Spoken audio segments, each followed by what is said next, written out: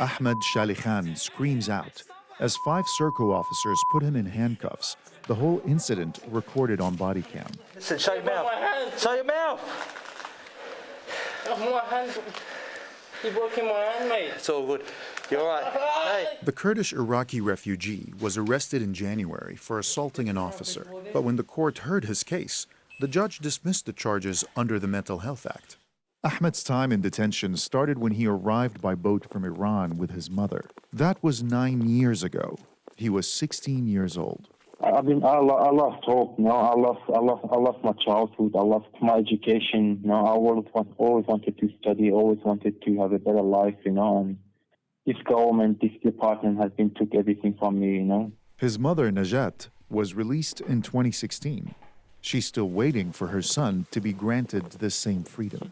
They said, your son will be right behind you in 3 months. They said he'd be out in 3 months. Ahmed Shalikhan was born stateless. He has a history of intellectual and mental health problems, including severe depression and PTSD.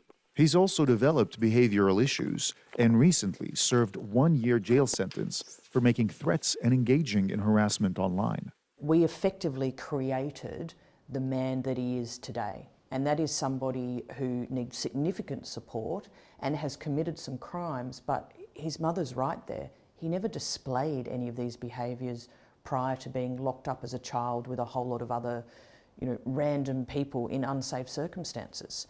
In 2018, the United Nations called for Ahmed Shalikhan's immediate release, describing his detention as arbitrary and a violation of his rights. The government responded that his case had been reviewed 32 times, and the outcomes of these reviews have found his detention to be appropriate. Ahmed's case isn't a one-off. The latest government figures show that out of the roughly 1,500 people still in Australian detention, over 120 of them have been there for 5 years or more. Australia's immigration detention policies are opaque in terms of how they apply to certain individuals. A spokesperson for the Department of Home Affairs told the ABC that all persons held in immigration facilities are treated in accordance with human rights standards, and all detainees receive appropriate physical and mental health care. It's literally as simple as signing a piece of paper. It's really very unclear why he should be still detained.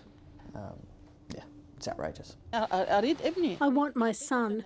I really need my son and he needs me. We talk on the phone and he cries and screams. Please end this. A plea that has gone unanswered for years. Nabila Nashar, ABC News, Sydney.